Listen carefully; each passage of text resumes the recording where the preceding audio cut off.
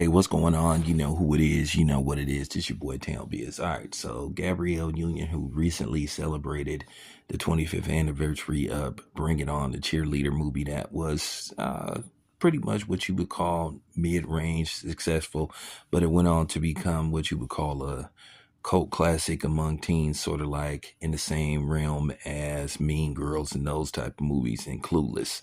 Now, it didn't do what you would call stupendous, super box office numbers like, 200 million at the box office, but it was considered a hit based off the budget and at its time of release. And that was pretty much how I got familiar with Gabrielle Union.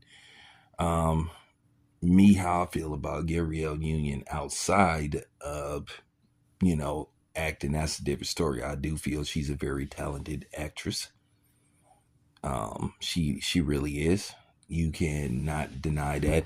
But basically, she was just talking about when she was um, up for the role and Bring It On, in which she did land. She basically played a cheerleader that was going against pretty much, it was a black and white theme movie, white cheerleaders versus black cheerleaders, and it also touched on cultural appropriation and all that kind of stuff. Um, so, with that being said, I watched it one time. It wasn't no reason to keep watching it. It was interesting for the most part, but at the end of the day, cheerleading me, I watched it just to watch it.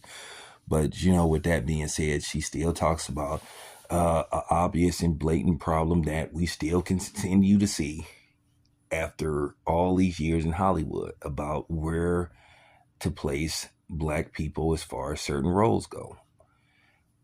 So, with that being said, this is something that's just not going to really change. Now, is it better than what it was, 50 years ago? Yeah, slightly. But is there still limitations? Are you still seeing a fair amount of black actresses in movies that you would see basically somebody like Scarlett Johansson is black women leading the charge in movies like Jurassic World and that type of stuff? They've tried it a couple of times with Taraji P. Henson, and she's had moderate success. But then again, I also think it's due to lack of advertisement and promotion. So, with that being said, I understand what she's saying, but um, at the end of the day, this is the point. And when do it get to a point where you just start trying to figure out how to do stuff on your own? This day and age, you have the resources now to a certain degree where you can just start putting out your own stuff. I mean, there's people now that's just putting out their own shows strictly via YouTube, Tubi, and not even worrying about television networks. So they have different avenues you can go down. So, I'm not saying, I'm not saying don't stop calling this out. But what I'm saying is, to a certain degree, we should just try to find our own path.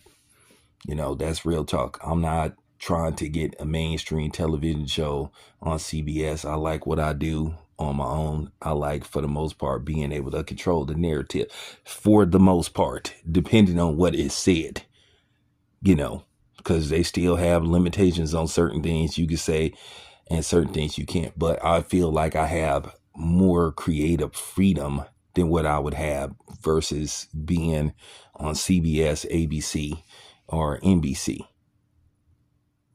because to a certain degree, we all know they have a ceiling that they reach in what you can say and what you can't say. Where, for the most part, I could flat out say something.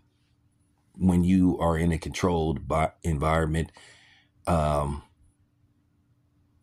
once again, it's a controlled environment.